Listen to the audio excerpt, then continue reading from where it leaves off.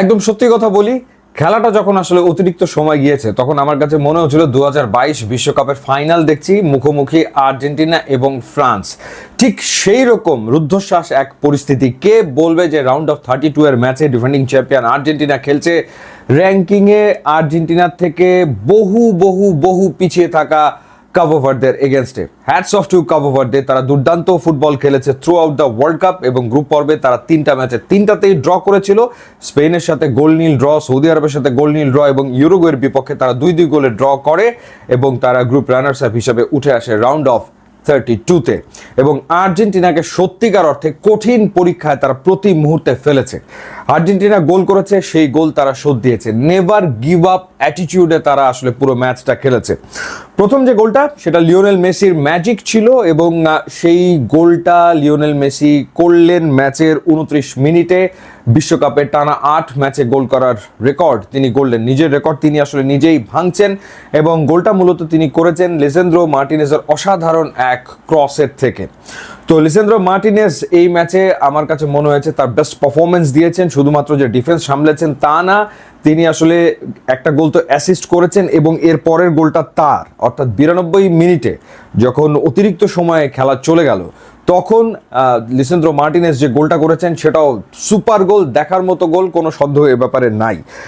তো এরপরে যে গোলটা হয়েছে থার্ড গোল, সেটা আসলে ক্রিশ্চিয়ান রোমেরোর গোল, যদিও সেটা ওন গোল দেওয়া হয়েছে কারণ দিনির তার মাথায় লেগেছিল, সেই কারণে আসলে ওন গোল দেওয়া হয়েছে, বাট ওই গোলটা মূলত আসলে ক্রিশ্চিয়ান রোমেরোর। সো এখানে সিগনিফিক্যান্ট ব্যাপার হচ্ছে লিওনেল মেসি ছাড়া যে দুটো গোল এসছে সেই দুটো গোল এসছে দুজন সেন্টার ব্যাকের কাছ থেকে। এবং এখানে একটা ডেফিনেটলি বড় প্রশ্নের জন্ম হয় যে লাউতারো মার্টিনেজ কিংবা হুলিয়ান আলভারেস তারা আসলে এখনও কিন্তু পারফর্ম করতে পারছে না, তাদের কাছ থেকে সেই পারফরমেন্স পাওয়া যাচ্ছে না। গোল করার কথা তাদের, তারা সেটা আসলে করতে পারছে না এবং সেই কারণে আমরা এই ম্যাচে দেখলাম যে লিসেন্দ্রো মার্টিনেজ গোল করলো, ক্রিশ্চিয়ান রোমেরো গোল করলো এবং এটা আর্জেন্টিনার জন্য সত্যিকার অর্থেই বিরাট এক চিন্তার ব্যাপার। বিশ্বকাপে লিওনেল মেসি গোল করে ফেলেছেন 7টা, কিন্তু প্রত্যেকটা ম্যাচে তো আর তিনি নিশ্চয়ই গোল করবেন না। যেমন এই ম্যাচে আসলে বাকিদের কাছ থেকে যে সাপোর্টটা দরকার ছিল সেই সাপোর্টটা তো পাওয়া যায়নি।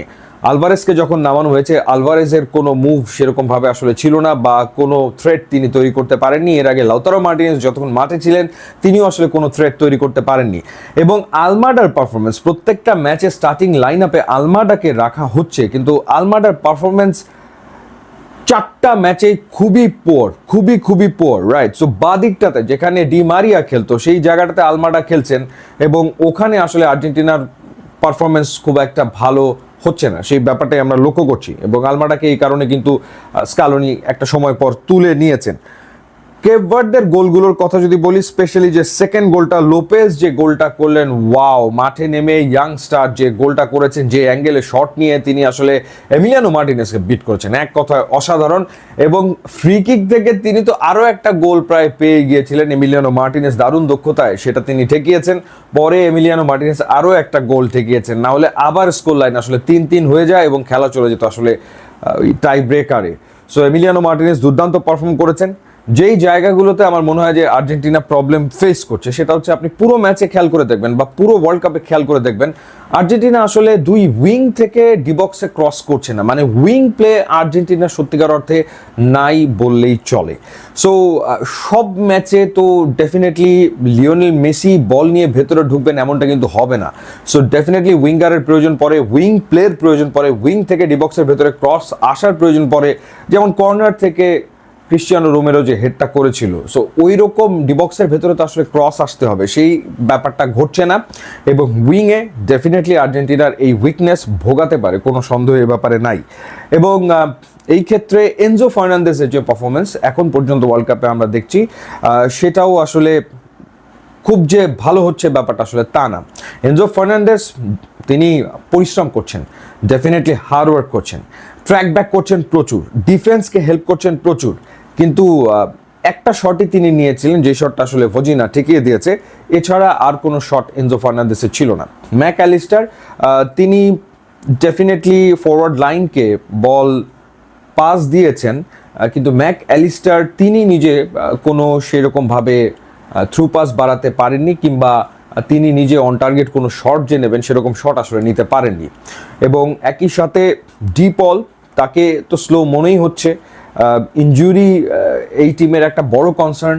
সেই জায়গাটাতে ক্রিশ্চিয়ান রোমেরো পুরো ম্যাচ খেলেছেন, লিসেন্দ্রো মার্টিনেজ পুরো ম্যাচ খেলেছেন, এবং আমরা মেদিনাকে দেখলাম যে তিনি মাঠ থেকে বেরিয়ে গেলেন খুঁড়িয়ে খুঁড়িয়ে, এবং একই সাথে মলিনা ছিলেন, তিনিও বেরিয়ে গেছেন। সো ইনজুরি একটা বিরাট কনসার্ন আর্জেন্টিনা টিমের জন্য। So wake up call for Argentina, যখন তারা রাউন্ড অফ 16-এ মাঠে নামবে তার আগে এটা একটা ওয়েক আপ কল।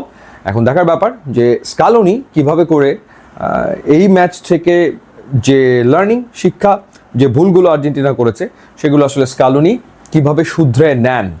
এবং আর্জেন্টাইন ফ্যানরা আই এম প্রিটি শিওর হাফ ছেড়ে বেঁচেছে, কারণ অপ্রত্যাশিত ছিল কাবো ভার্দে আর্জেন্টিনাকে এই পরীক্ষায় ফেলে দেবে, এইরকম টাফ টাইম দেবে, এতটা টাফ টাইম দেবে, এটা আসলে আমার মনে হয় যে আর্জেন্টাইন ফ্যানরা ভাবেনি বা চিন্তা করেনি। আমি নিজেও এরকমটা ভাবিনি। আমার কাছে মনে হচ্ছে আর্জেন্টিনা এই ম্যাচ 2-0 গোলে জিতে যাবে, 3-0 গোলে জিতে যাবে। But Cabo Verde played really well. ভজিনা গোটা 3 গোল তো তিনি সেভ করেছেন। So definitely hats off to Cabo Verde. But defending champion Argentina world কাপে আছে, রাউন্ড অফ 16-এ তারা পৌঁছে গেছে, যেখানে তারা মুখোমুখি হবে ইজিপ্টের। ইউটিউব, ইনস্টাগ্রাম লিঙ্ক দিয়ে আছে, আপনার যোগ দিলে খুবই খুশি হবো। And thanks for watching.